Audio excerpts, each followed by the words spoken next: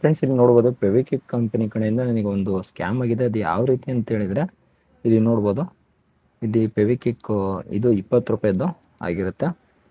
ಇಲ್ಲಿ ನೋಡ್ಬೋದು MRP. ಇದರಲ್ಲಿ ನನಗೆ ಏನು ಮಾಡಿದ್ದಾರೆ ಅಂತ ಹೇಳಿದ್ರೆ 10 ರೂಪಾಯಿದು ಏನು ಸಾರಿ 5 ರೂಪಾಯಿದು ನಮಗೆ ಫೆವಿಕ್ವಿಕ್ ಏನು ಬಂದಿರುತ್ತೋ ಅದನ್ನು ಇದರಲ್ಲಿ ಹಾಕಿದ್ದಾರೆ. ಇದು ನನಗೆ ಫಸ್ಟ್ ಟೈಮು ಆಗಿರೋದು, ಜೊತೆಗೆ ನಾನು ಇದು ಕೇಳಿರೋದು ಮತ್ತು ನೋಡಿರೋದು ಫಸ್ಟ್ ಟೈಮ್. ಇದು ಯಾವ ರೀತಿ ನನಗೆ ಸಿಕ್ಕಿದೆ ಅಂತ ಹೇಳಿದ್ರೆ ಇಲ್ಲಿ ನೋಡ್ಬೋದು, ನಾವು ಇದನ್ನು ಹೋಲ್ಸೇಲಲ್ಲಿ ಪರ್ಚೇಸ್ ಮಾಡ್ಕೊಂಡಿರ್ತೀವಿ.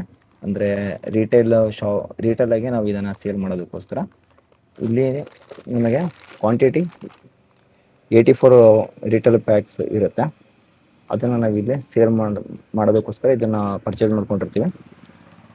ಇಲ್ಲಿ ನೋಡ್ಬೋದು,